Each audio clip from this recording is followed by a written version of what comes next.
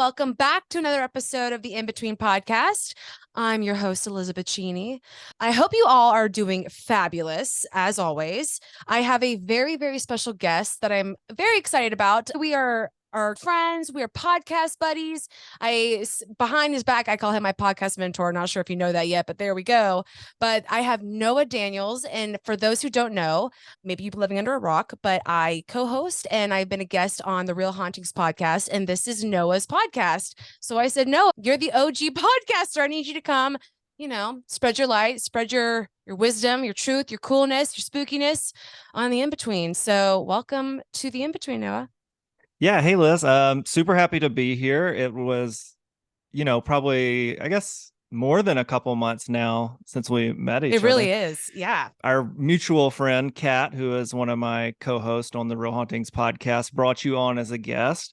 And I've been lucky where a handful of times we've had guests on the podcast who have transitioned into what I would call part-time co-host of the Real Hauntings podcast, where I know they're pretty dependable and the audience likes them. But more importantly, it's like sometimes you just instantly vibe with somebody. And agreed. In like this new kind of creative space of podcasting, I think that is so important because the audience can tell pretty quick if there's no chemistry. So yeah, super happy to be here. You're an awesome person. The audience has really enjoyed getting to hear from you and hopefully hearing your podcast as well. And yeah, happy to be here. Well, I appreciate all the kind words. And honestly, I'm really happy you mentioned like the newer space of podcasting. I didn't realize how much I needed a friend in podcasting. I didn't know how much I needed your friendship, Noah, until I met you, but it is so wonderful to have that because sometimes, I don't know, I'm sure you probably don't feel this way because you've been doing this for how many years has Real Hauntings been around? 3, 4? A little over 3 years now. Yeah. Yes. And so you're in this space and sometimes I feel a little silly talking about it on people who are like, people know but know what podcasts are, but they don't understand what goes into it and everything. So it's been really great to kind of have that friendship and being able to like randomly text you, hey, do you use this platform? Do you know what this app is? And know that it's totally fine. But yeah, shout out to Kat. I went to high school with Kat, and I remember when I launched my podcast, like the day she was like, oh my gosh, I have a podcast. And here we are. So yeah. Anyways, my first question that I wanted to kind of get into this is just, tell everyone about your podcast because it's really, really cool. And it is a spooky podcast. That's what I like to call it. But it's not like, there are scary stories, but I feel like you could probably still sleep at night after listening to it for the most part. Yeah, it's an interesting podcast in the supernatural space. I think there are a lot of different types of podcasts in that space, but most of them come down to some form of a scary story being told. A lot of them, they just read stories off of Reddit or fans submit stories that are read. For us, when we created this, Kat, JJ, and I, we wanted to have people on to share their own stories. And the main reason for that is because, especially when we all started, we were varying levels of skeptics of the supernatural. None of us were like 100% in. JJ being the most hardcore skeptic of the group, very scientific driven, data driven individual. So I think the fun for the audience and the fun for us was over this period of time, you really see us experience a lot of great supernatural stories from people that starting off are just out of our friend group, really out of the comedy scene in Atlanta. And then the pandemic happens. And so we have to figure out, what are we going to do? We can't meet with these people anymore where we were recording. And we were really kind of put into this situation that a lot of creatives were put in, like, what do we do now? How do we still create? And for us, the answer was Zoom, which, a lot of people fell into, right? Right. Whether it's with your employment or whatnot. And this opened up literally the whole world for us, inviting guests on, whether it was people from Australia, Mexico, the UK, obviously America, Canada. And we started bringing people on from Reddit. We started bringing people on from TikTok. And yeah, it's been a wild ride. We have heard so many stories. I think we have like 150 or 70 episodes out. We're nearing in on 1 million downloads now. Wow, that's so impressive. Snaps for the Real Hauntings. But the biggest thing is like we have really transitioned from being like pretty skeptical non-believers of the supernatural to I will say, at least for myself, I'm pretty much a believer now. I still have some doubts with individual stories, but Right. supernatural as a whole, I think there is something there. JJ has gone from like a 0 to like a 5, if Which I think the is scale is crazy. 1 to 10. Yeah, and Kat kind of floats between a 5 to 7, I would say. But yeah, it's been wild. We had some spooky ghost lady noise that would invade our podcast from time to time from their house. One episode you can What? Yeah, one episode you could literally, well, or I say they literally heard it out loud in their room. And it was really What? crazy because we were recording and they just kind of like stopped the show. And that's all captured on the podcast. I didn't even hear it in real time. I didn't hear it until I went back into editing. So if you're a little Oh skeptical, my you're not gosh. sure, check out the podcast and see what you think. I think that's the fun part. And you really get to go on that ride. You also get to work your way up to Kat and JJ getting married, I which is know kind they of a crazy thing that I happens. just and that was just like the other day or like the other Yeah. day, but like Yeah. the A other couple week. weeks Yeah. ago. Shout out to JJ and Kat. Congrats. Mhm. Yeah, I just want to say everybody is because I have a lot of I know I have a lot of spooky friends that I call spooky friends, but friends that are into this kind of the paranormal, the otherworldly, right? And I gotta say, your catalog is so impressive because it's like almost every episode is because I know you get some different types of episodes, like games and different things, but your main episodes, it is a different story from a different person, which I think is Yeah. incredible. Side note, just because I know what goes into like coordinating and scheduling and getting hosts. So I think that's just absolutely incredible. And you've had some really impressive co-hosts, not, including myself, but for anybody who is into the paranormal or like Noah saying skeptical, check it out because I don't know. It's really like not to sound like this, but it's like real. Like it's real people telling their story, Yeah. first accounts, and it's not polished. It's like raw. You know what I Yeah, it's mean? very raw, which is what we wanted. We didn't want to put, scary sound effects in to influence the listeners. We wanted something where people would hopefully be, yes, entertained. I mean, first and foremost, it is a podcast, but more importantly, to try to answer the big questions. For me, it was, what happens when we die? And I thought Mm, this was a great platform to, I hate to use the word investigate, but get to interview people and find out. Because my first love in creativity is interviewing. Yes, I'm an improviser, a oh, comedian, but I grew up listening, watching late night. I was raised by television as a, kid of the 90s, grew up watching David Letterman, Conan, all these people interviewing, their guests. And I just fell in love with that format. I think each person has something uniquely interesting about them. And yes, I get to use this supernatural platform to dig through their stories, but I also get to use it to dig through them. And it's my favorite yes. thing is when somebody goes, "Wow, that's a great question. I've never thought about that." And it's because I'm hitting them with something about who they are versus the story they're telling, and I find that to be a lot of fun as well. I think you do a really good job at bringing that personality out of people because I would say more times than not, your guests are people are I don't want to say everyday people, but it is, just your neighbor or the person down the street Right. or your cousin or your aunt.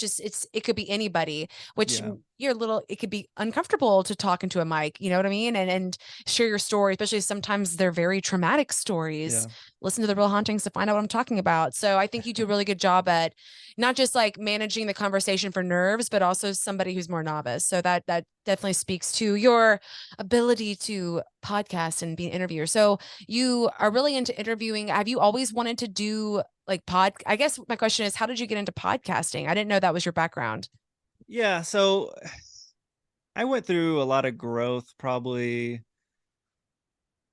I would say from my 20s to 30s. Growing up, I was what was described as painfully shy. I was very Oh, introverted. I was an athlete and I had success like playing football. I probably could have played junior college football had I pursued it.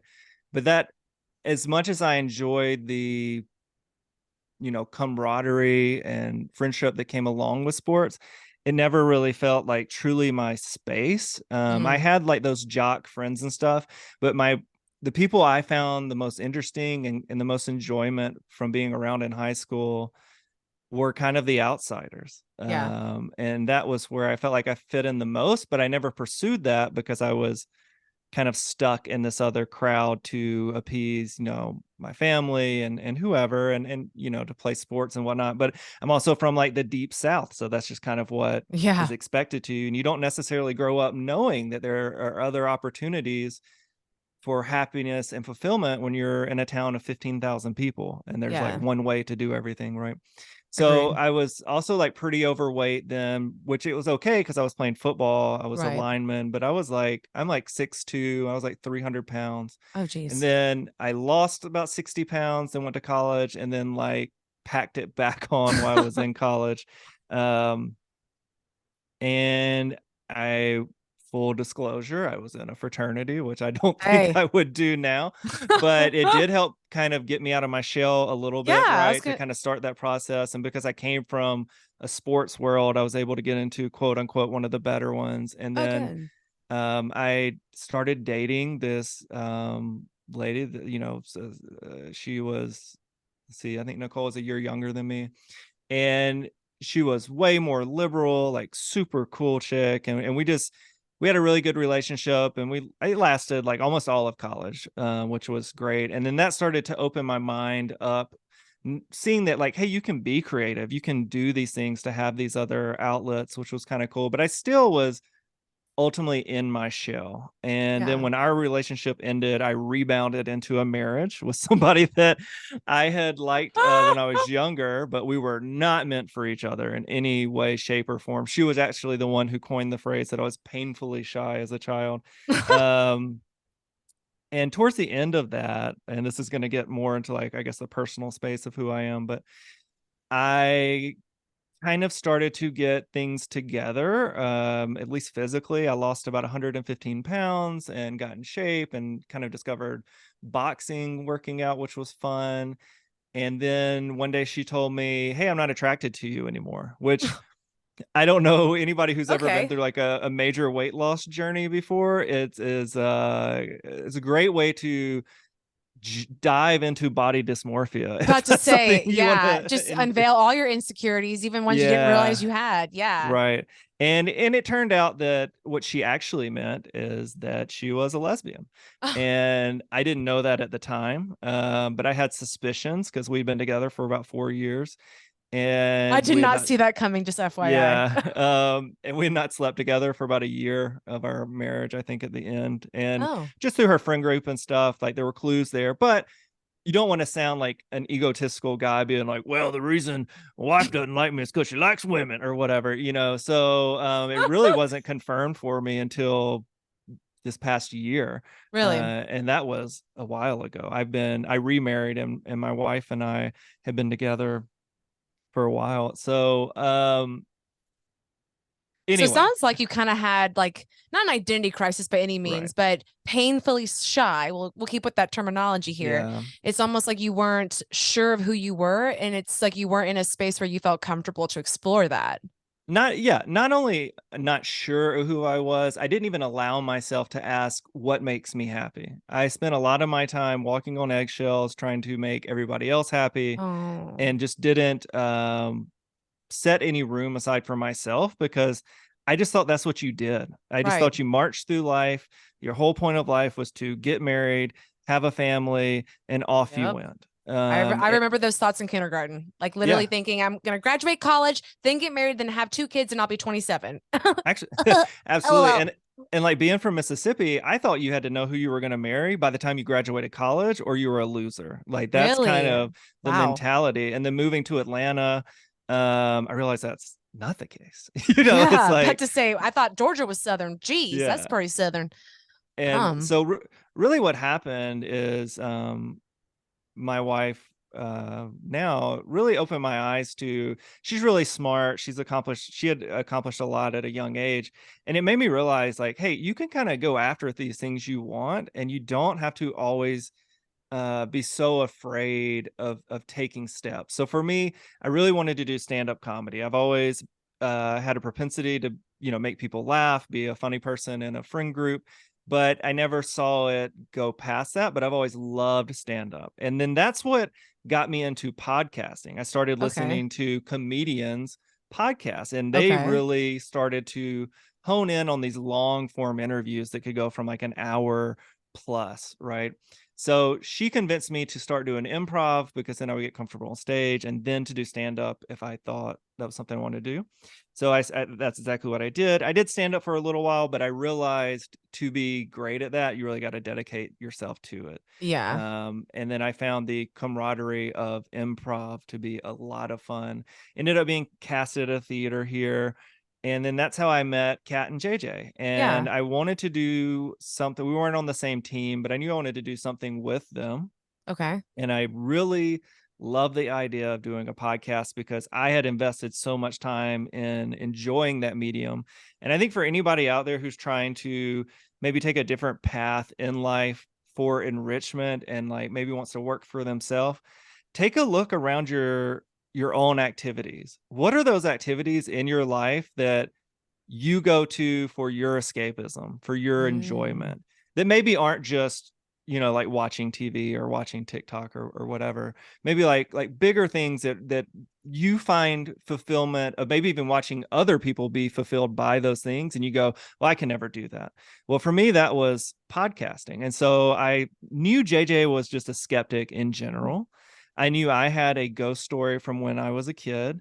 And Kat came on originally to produce it. And so they all thought, yeah, this is cool. We probably all thought it'd last a couple months, as improvisers projects do, and we'd all move on to our next thing. Right. And it started out okay. We weren't getting like a ton of traction, but we were really enjoying doing it, right? And through trial and error and doing different things, we started to find a little rhythm.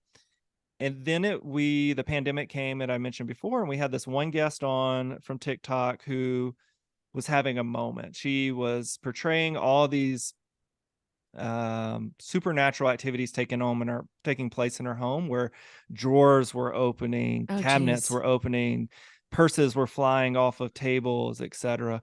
And to Hmm. this day, I'll never know if she was manipulating that or if it really happened. But regardless, we brought her on, let her tell her story. And we went from, gosh, I want to say maybe getting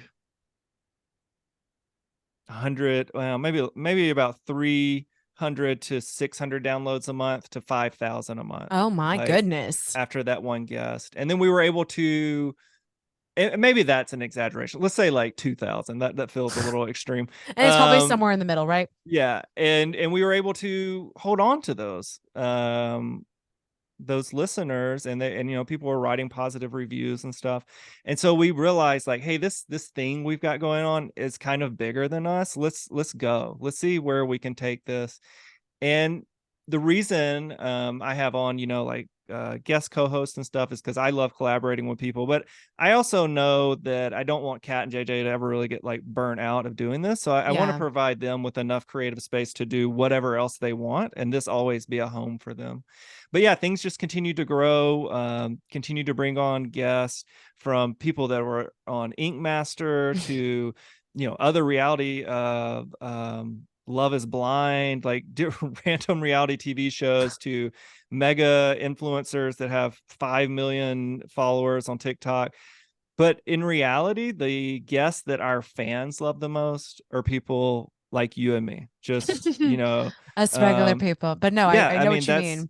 because it brings a sense of trustworthiness I to agree. a field that feels untrustworthy, I agree. because of everything we're kind of taught. And yeah, so now we get about 30,000 downloads a month, I would say. And it's just been a wild ride, and one I love doing. I would love to get to a point where I don't have to edit and produce the podcast anymore, but Amen to that. yeah, You're way closer to that than I am. but for now we'll continue the status quo. But yeah, that's a long-winded answer to give you a huge information dump. So Well, no, I think it's a good story to tell though, because how many people can identify with one not feeling like themselves, like in even to your point, not you didn't take the time to even say, hey, what does Noah like? What is Noah into? What does Noah want to do? I think that's a very common thing. You know what I mean? And then you throw that in, okay, I'm just gonna follow the path. This is what I think is expected of me, blah, blah, blah, blah, blah. And you don't know what's out there. Then you start to find out what's out there. And then it's like terrifying because it's different than what you've been raised and taught your whole life. And it's like, what do you do with that fear? Do you run away from it or do you embrace it? And you embraced it and you're embracing it, and look at the success and look at how much it's grown and where it's going. And I don't know, I have learned a lot about fear in the past couple of years with my own mental health stuff. But even this past year, it's like I've learned the positive side of fear, if that Yeah. even makes sense. Yeah. Well, I had reached out to you when we were kind of talking about this episode, and it kind of struck me. I was just thinking of like topics and themes of my life. And I was like, fear has really been my friend because I grew up so afraid of everything, walking on eggshells because of parental dynamics, bully dynamics, just everything in my life at that time. The way I was, quote unquote, succeeding was by falling into the shadows, not being seen, not being heard, getting through life through various forms of escapism, whether it was TV, video games, whatever, and just getting through it, getting to the next thing, to the next day. And it wasn't until I got older that I realized there was some value in starting to live life as if you were the main character of your own movie, which is a theme people talk about. But and there's a line there. I had to kind of, once I started doing that, there's a line where that can get obnoxious, Oh, I'm right? sure. And you don't want to get that far, but you do want to remember that this is your life. And maybe this is all there is to it. I don't know. I Yeah, mean, we don't hopefully know. not, but we don't know. And there are so many opportunities out there to try and find. And the real truth is failure is okay. You may not want to mortgage all your bets on something where it's truly make it or break it, but even if it's that important to you, go for it. I mean, I used to be afraid to ride roller coasters. I used to be afraid to go in haunted houses. I used to never would have thought I could get on stage and do comedy in front of hundreds of people and make them all laugh, and you start doing these things and the dominoes start falling and everything gets easier. And then here's the crazy thing for me, becoming an extrovert with introverted tendencies, I became addicted to finding something that made me afraid. Like once Oh, getting on stage and doing like improv shows in front of huge groups of people became like I could just roll in and do it. It's like, okay, well, what's the next thing? And one thing that still gets me sometimes is doing the podcast. oh Maybe it's yeah, bringing same. on a big guest or being invited onto another podcast or whatever. But it's nice to, I just enjoy having stakes attached to things because it keeps me really interested in what I'm doing. And there's probably some ADD stuff Oh, I feel to that. that. My reward system is probably a little messed up, but it's just, I don't know. The world is scary enough. Right. You got to live your life. You don't want to be, when it's all said and done, if you're even lucky enough to have a moment of reflection, to have regret on not doing things, right? But now that Right. doesn't mean that you get to do everything. Right. I've got a 2-year-old now who is my whole life. He is my best friend, my buddy. And you always hear parents say, well, you got to make sacrifices, if you want to be a good parent. And I would tell myself, oh, I do that. I work part-time, and then with the podcast that kind of helps financially. But I was like, well, I'm doing that so I can spend more time with my kid. But then I started realizing like, well, no, instead of watching like the show I want to watch, I need to spend that time with him when he has something, and you start to, and then that came down to eventually me really kind of stepping away from improv, stepping away from television, giving up on some other dreams I had so where I could focus in on being a parent, but also focus in on this podcast because I think Right. this is ultimately what my legacy or will lead to whatever my legacy will be. So That was another reason why you and I hit it off, is because I I hope I don't make this sound as cheesy as it's kind of coming in my head, but we see the path of where we want this to go, right? Like it's more than like whenever I'm talking about the in between, I'm like, it's a podcast now, but where I want this is bigger. It's a community. It's talking. It's talk show. Who knows? Or keynote speeches. It's a book. It's this. It's that. So and it's fun to dream big. Sometimes I feel honestly, I don't feel silly or naive or immature often, every once in a while, because someone will say something, maybe I'll let it get to me a little bit here or there, but ultimately I love it. The sky's the limit. And I have taken that fear of the unknown, the fear of not having a plan. So I was the kind of, I was an only child. There wasn't many kids in my life. So I was by myself with a dachshund. That might explain a lot of my personality traits, but that's that. But I was always a dreamer. So and first, of course, it started off just being like magical and imagination, but it just turned into what could I achieve? What could I do with my life? And it was always something grandiose. And it was, kind of finding your path. What does that look like? Went to college. Then I thought, I gotta get a job. I gotta go do this. And I kind of got back into that cog in a wheel mentality of gotta do this, gotta do that, gotta hit this milestone. And then I was like, wait a second, these milestones are made up. I create my own milestones. And I started to, rather than be super afraid in a negative sense of the unknown and what could be of my life and what could be of my creativity, I was like, what's out there? Let me question this, which was like crazy because I've always been like a planner. Like growing up, I was a kid. My mom took me to Six Flags. I was so like some kind of way. I'd be like, okay, well, here's the map. We're gonna do the whole park this way because it makes more sense logically to go here, and then there. And heaven forbid someone try to shake up my plan. I have a meltdown kind of thing. Yeah. So I like to plan everything. So the fear of the unknown and what that looks like, I've really embraced that. And it, again, I'm not anywhere near where you guys are with your podcast yet, but and it's hard doing it not having those like immediate results. Like I think a couple weeks ago episode I talked about like the periods of waiting and that brings up fear. Like, am I doing the right thing? Is this make sense? So I don't know. My big thing this year has been embracing the fear, embracing the unknown, and honestly, it has not failed me yet. Yeah, I think it's important. And also, something that I know you believe in too is like you have to take care of your mental health, Mm-hmm. because if that is falling behind, everything else is going to suffer from it. During the pandemic, I discovered therapy and Great. Lexapro, and all those things really have helped me as well to feel a little more grounded and balanced.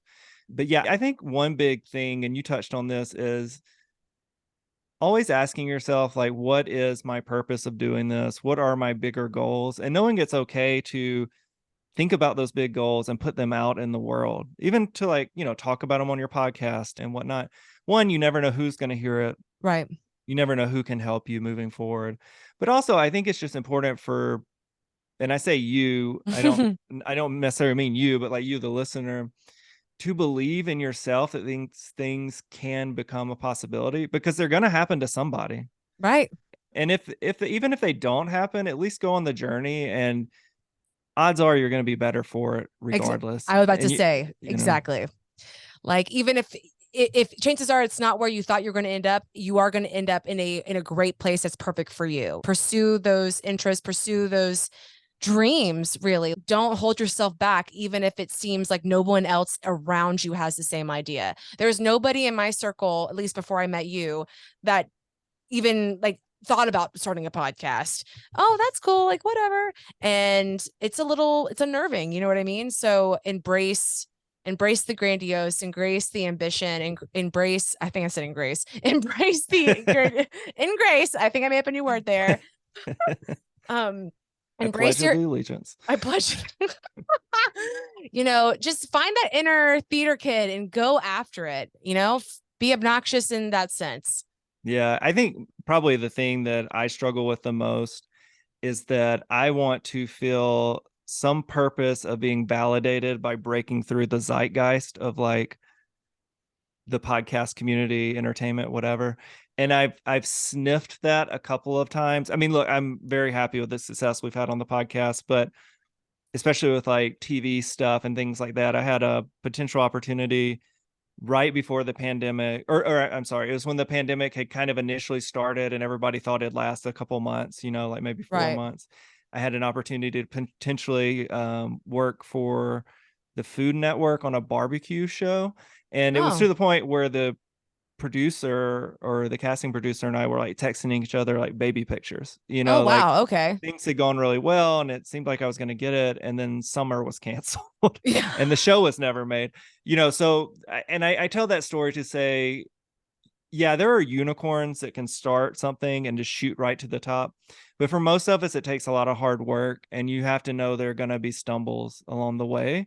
So, one thing to ask yourself when those stumbles start happening, and this is kind of a tangent from what I was originally talking about, but that really are moments where you're going to learn, is this something? Is this the thing I really want to pursue? Mm-hmm. And if it is, don't let those stumbles hold you back. Grow from them, learn from them, try to make Yes. new connections from them. Yep. Um, there are always, especially once you get into like this atmosphere of creativity, it really is surprising how many people are just looking for other people to help them move forward, and they'll help you move forward in turn.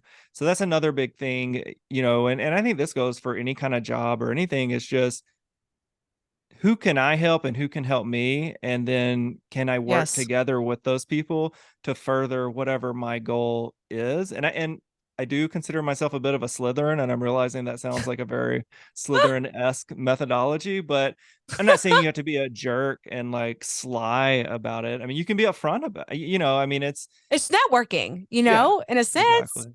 I Yeah. mean, I don't So think you're being slimy at all, because that's, to me, networking. I know this is like I'm kind of shortchanging with the term networking, but networking gets a bad rep in the sense of, it's like we were asking for a handout. It's like, well, no, I'm not. It's like, how I can help you, you can help me. We're gonna help each other. yeah. But that's also, I am. I don't want to say shocked. That's a little dramatic, but I'm very surprised by how many people are super uncomfortable with even doing that. And I'm sure that's part of the whole fear thing. So maybe fear is just putting yourself out there in any capacity. So Yeah. from somebody like, so Noah, you being painfully shy, and now look at you, you've got Yeah. how many, you said how many downloads you get a month? About 30,000 a month So you right get now. 30,000 strangers, well, Yeah. not including me and Kat and JJ, listening to your podcast, the painfully shy, just following the path, doing what was he thought was expected of him, is now put himself out there, has a badass podcast with such a cool concept that's, there's nothing else out there like it. I mean, how, so I don't know, if I know you kind of already went into your story, but if you could give any advice to your younger self or that version of you in high school, what would it be? Stop. Can we cuss on this? Oh, fuck yeah. Oh, okay. Stop giving a fuck. Just stop. Find those avenues of enjoyment and embrace them, whether that's doing theater. Um, what I would have loved to have done as a child is to go to some kind of, summer camps, anywhere that I could have gotten different experiences than I was getting in rural Mississippi, to learn what else was out there to better navigate my life once I did get older. Once I got into college, I could have studied arts instead of psychology, which, look, I'm grateful for my psychology degree, but I'm not using it. Um, it's like I thought I had to be on this exact path because there was one path to success, and it was the one that was being dictated to me. And I wasn't good at that path. Now I Yeah. have managed to carve out a life for myself that works, and I'm still living part of that old life. So where I can live the new life. And it's just the way it worked out. And that's Yeah, okay. There are people that have totally. it, way worse. So I'm not, that's fine. And that's part of life too. But yeah, my younger self is just believe in yourself, quit being so hard on yourself about things that don't really matter in the grand scheme of thing. I was like a late bloomer. I didn't really get my first girlfriend until I was like 18. Everything was like a little later, but I think it was because I was stuck in the stunted shyness of trying to Yeah. navigate a world that was too adult for a young person. I had to grow up really fast, and I think that Yeah. stunted my growth in other areas. Mm. I mean, I had friends and stuff, so it's not like I was like some troll Yeah. kid. I wasn't Harry Potter locked in the closet, um, but yeah, it's just I think there is so much time lost worrying about everybody else. It can create so much anxiety, worrying about that failure. What do I look like? What do, who am I trying to appease? When in reality, there's really attainable goals out there. It's just a matter of putting one foot in front of the other, trying Absolutely. things out, trying Mm, things out, trying things out. And then things will start to stick. And then you start to see your friend group change a little bit. And you start meeting people and being in rooms you had no business being in. And you know, something we haven't really touched on, but it's on the same theme, is imposter syndrome. That oh is something gosh. I really struggled with once I did start having a little success. And I still consider what's happening now a little success, but it is Oh yeah. imposter syndrome, you Oh, I know, talk and about it, that a lot on here. So you're in the right place, sir. yeah. And I mean, and that's a real thing that if you can turn that imposter syndrome to, hey, guess what? Everybody else feels like that in here too. Right. You know, that's the big secret. And So once you get true. to know some of these people that are way above where you are, you start to realize, oh, they're kind of the same as I Mm, am. You know, they've got talent, I'm sure, but they've had some nice breaks along the way and they've been able to ride that to where they are. And that's all any of us really want, right? It takes some right. talent, takes a lot of hard work, and it takes a break. And then it's kind of what you do with it from there. Exactly. So yeah, I don't know. I apologize. I can get a little long-winded. No, I loved all of that. I was like just thinking that was a message that I needed for myself, I think. Just the reminder of, it takes time and it takes effort. And not that I didn't think it, not that I was in denial of that, but we also, everything that you're saying, we also live in the world of instant gratification, which I think also really plays into that too. But Yeah. imposter syndrome is something that I'm pretty certain I'm going to always deal with, because as soon as you accomplish one goal, you're going to have a new goal, right? There's new stakes, there's higher stakes, it's new ambitions, it's new dreams, new goals, blah. So it's like imposter syndrome 2.0, 3.0. So, but to your point, you're right. Like we're all on the same journey in the sense of we're all kind of faking it out here, like figuring things out, trying new things. And it is exactly to your point. We can't give you the scientific method. I can't give you the 1 + 1 = 2 way of saying this, but when you focus on something, you start your path one foot in front of the other, things do happen. They do. Sometimes they happen really quick and you boom, boom, boom, you got some pops. Then maybe you have a lull, but stick with it. And I think that's the hardest part. So I really liked what you said earlier about, pay attention to things that ignite you, that light you up, that give you this sense of I need like this drive. Because in those moments when it is hard, when you're only getting 30 downloads an episode or this, or life's just beating you up and you're like, okay, I gotta go record this podcast that only like a couple people listen to.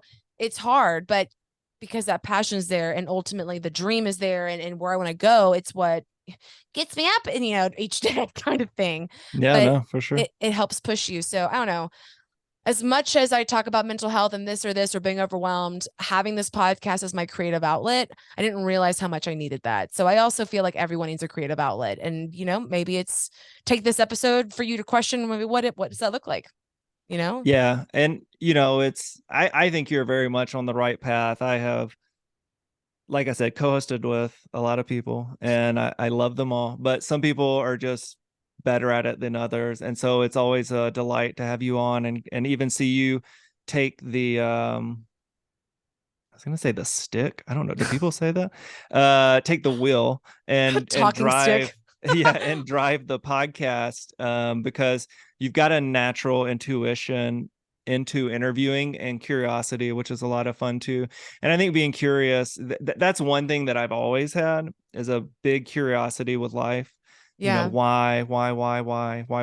Same. Why am I Um, here? Why am yeah, I existing? I remember being like 5 years old having an existential crisis. What is me? What is this? Why?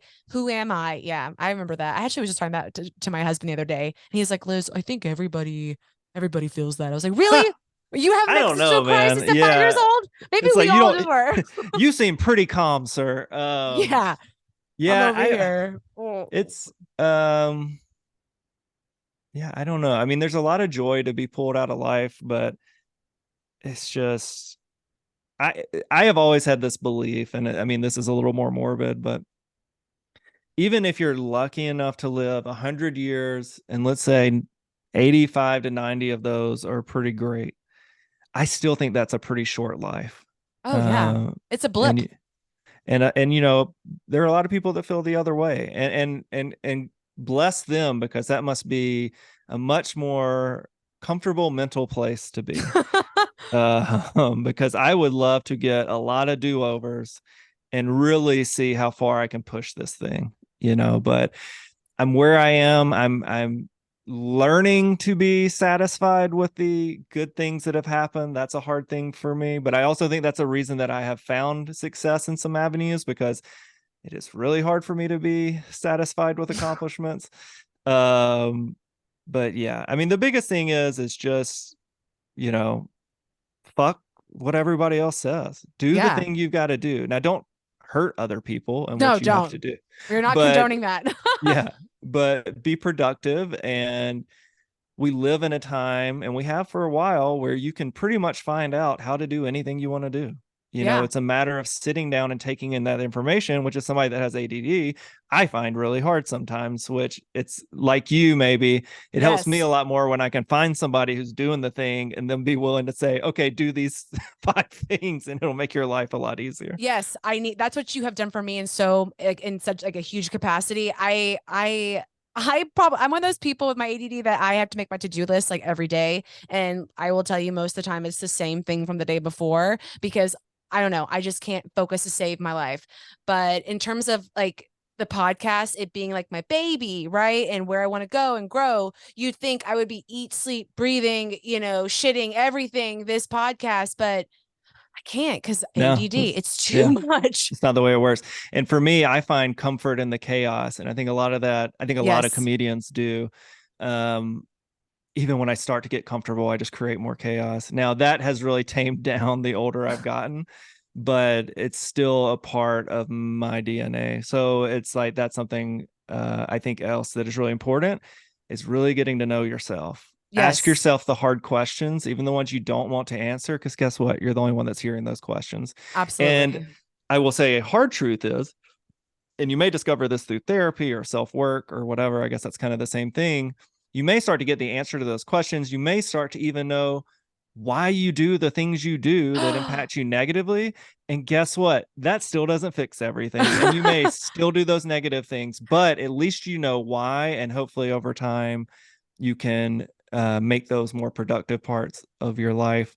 But it's just part of getting older. I'm in my mid 30s now, and I think it's very normal to question a lot of things as you go through your 30s, as you look back at kind of what really feels like this big gap of time Yeah. where you have had your origin story, Right. and a lot of people have a lot of different stories to tell, which is why I love interviewing them and getting as much of it as I can out of it. So, Well, the people that you interview definitely have interesting backgrounds, like yeah, such a variety. Like some very tragic, some holy shit, are you okay, sir? And some like, wow, that's absolutely incredible. yeah, Um, One thing I want to say that you were talking about earlier is just, having to be comfortable and okay with like your accomplishments and satisfied with that and the pace of what it's going.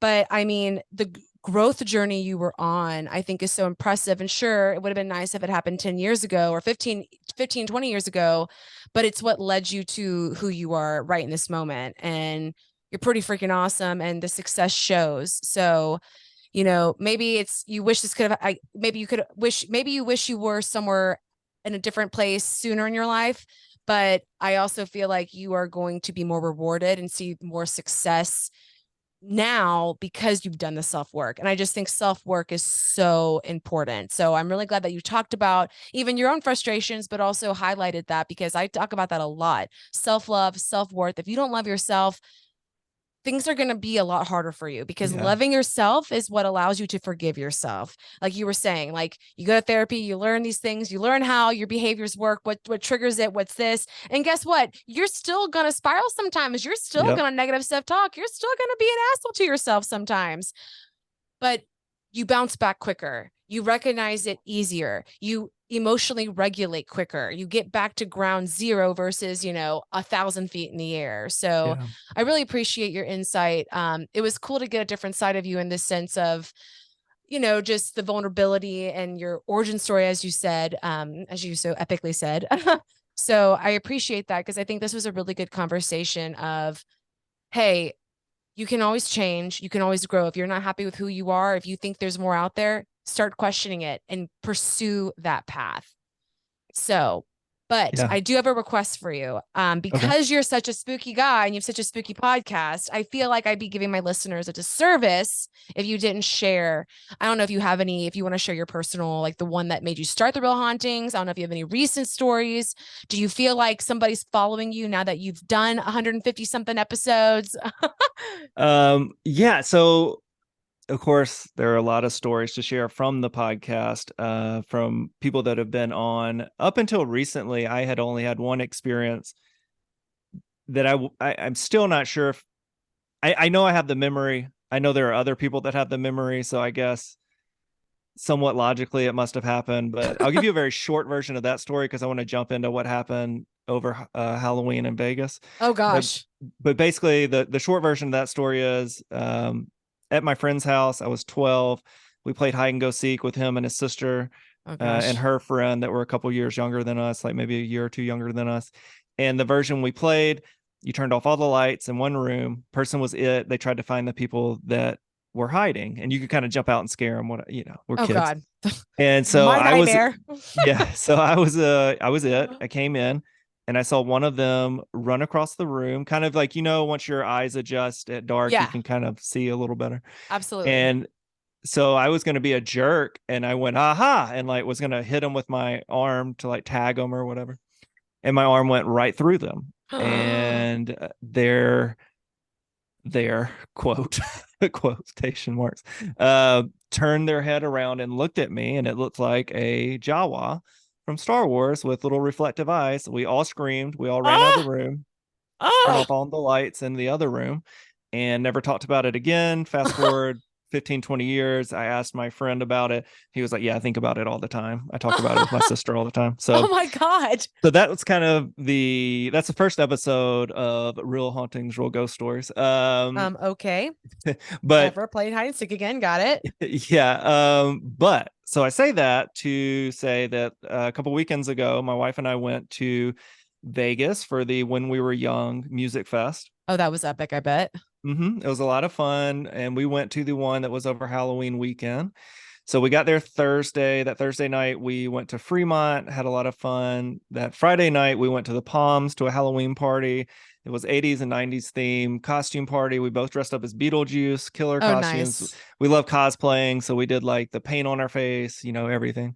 And then we went back, and of course, we had drank and had fun as adults do at a Halloween party. In Went back Vegas. in Vegas, yeah, of course. And so we were staying at Mandalay Bay, which of course, has its own trauma, from not too long ago. Yeah. And went went to bed. I am a notorious light sleeper, and in full disclosure, I have had sleep paralysis a couple times. I've only ever seen a spider drop down from the ceiling. It rarely happens anymore. But yeah, Wow. so I woke up in the middle of the night, and it was like 3 a.m. I looked over, and to my surprise, there was a little boy staring right back at me. And he was clearly not alive, meaning he was Ah! not in full color, but he wasn't completely gray either. It was like a tone of gray, I guess I would call it. And he was just staring at me. And he was not dressed from our era. That was Okay. clear. And he was from an older generation, looked weathered, um, and was just staring. And we made eye contact. And Oh my God. my first thought was, this must be sleep paralysis. So I closed my eyes as hard as I could, rolled over, and then I realized, well, I can't roll over during sleep paralysis. So what the fuck is going on? And so I rolled back over and I said, it's not going to be there when I open my eyes. This is just like some weird, I'm still dreaming kind of thing. Oh no. And he was still there. Ugh. And I was like, what the fuck? And Yeah. so I was really starting to panic, and I closed my eyes again. And then I looked back at him, and I can still see all of this in my mind's eye because it was so recent. And it's like all I've been thinking about recently. Oh But my gosh. open my eyes again, thinking, okay, must be gone. I'm just, late night, whatever. And now a very fatherly figure is standing behind him with his hand on his shoulder, from the same era that this kid is from. Also doesn't look alive, looks very weathered, not completely in color, more of like a gray tone. Oh my God. And my first thing I wanted to do was shit the bed, but I didn't Yeah. think my wife would appreciate that. She is a full-on skeptic, so I knew there would not be fruitful to wake her up. Um, so I did, as many people on the podcast have stated, which I never fully understood until this moment. I rolled over, closed my eyes, pulled the covers over my head, and went to sleep. And I always thought that was a strange or interesting response to a very traumatic moment. But I felt like a little kid being scared by ghosts. And that's what happened. It was very clear to me that, and I didn't see him again after that. It was very Interesting. clear to me that they weren't there to harm me. I felt like Yeah. a fish in an aquarium. They were just there. And on a recent episode, we kind of talked about this on the podcast, and I had on another frequent guest co-host. Her name is Catherine. She is a medium that has been on a lot. And she told me that she was getting a very 1850s Mormon vibe from these spirits. And I was like, holy shit, completely Mormon, 100%, the way they were dressed. Um, Interesting. and that is also a very spooky thing as somebody who didn't grow up believing in psychics or mediums. And I will say we have had a decent amount on the podcast, and not all of them do I put, stock into, but there are some that will say things to guests, and the guest will just start crying instantly, like Whoa. saying, like, did your dad, was he a heavy drinker, and would he crush beer cans after he would drink each can, and was it Bud Light? And the guest just starts crying Oh, instantly because geez. things that they couldn't know even if they scoured the internet about the guest. Right. So yeah, that really creeped me out. I'm creeped out and I Yeah. didn't even happen to me. So that's great. Yeah.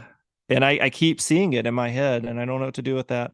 So yeah, and I'm not like a real spooky person. I'm not like a goth looking person. No, you're not. Pretty normal looking dude. I love sneakers. I've got a huge sneaker collection. I love fashion. I have grown to really enjoy the supernatural community, and now I have a lot of friends, or a handful of like people I consider friends from that community, who are like very quote unquote goth, spooky, what have you. But that's not really my road that I walk. And to have something that felt truly undeniable happen, I don't know what to make of it.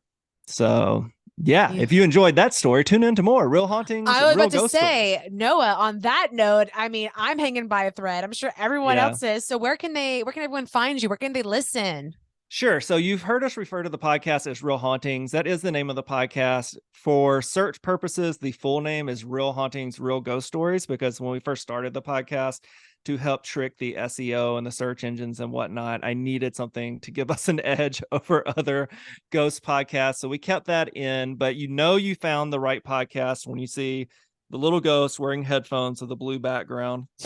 That is Real Hauntings.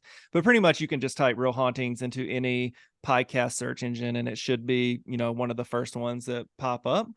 You can also follow us on Instagram and TikTok at Real Hauntings Podcast. That's an easy way to get to our link tree. We do post on both of those. We post on Instagram every week. TikTok is kind of here and there. We use it more for booking purposes, but we do have content on there, and I'm starting to push more content out as things go. And you can always email us at realhauntingspodcast@gmail.com. But any of those sources, email, Instagram, TikTok, if you want to come on and share your ghost story, please reach out. People will wait over a year to let me know they want to come on the podcast, and I will literally book them that week to come on. So You hear that, guess people? what? Come on. Yeah. Come Guess what, on. guys? Not everybody has ghost stories. So it's a huge help when you reach out and say, I have a ghost story. I am very appreciative of that. And yeah, it's opened up a whole new world for me. It's a delight. My big dream is to be able to tour the podcast, because I do love doing live comedy, live interviews. We've gotten a taste of that recently at a ghost convention in Atlanta. So that was kind of Oh, that's fun. cool. But yeah, I remember seeing that. yeah, that's the direction I want to take things. But honestly, wherever it goes from here, I'm just going to keep pushing forward. I love getting to meet people like you and have new friends to also pull for in this crazy wild west world of podcasting. I fully believe if your parents still don't know what the entertainment medium is, then there's opportunity there to get in it and make a name for Absolutely. yourself. So Absolutely.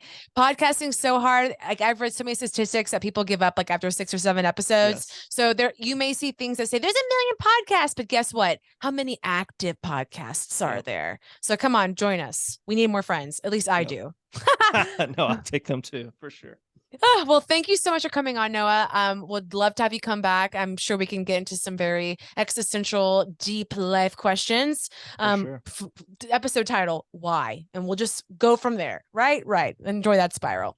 Well, anyways, thank you all for listening. Again, you can check out Noah, the Real Hauntings Podcast, Real Hauntings, Real Stories. And I'll make sure to link all your fun stuff, all your good stuff, your social media and your podcast links in the show notes. So without further ado, thank you so much for joining us, and we'll see you next time. Bye.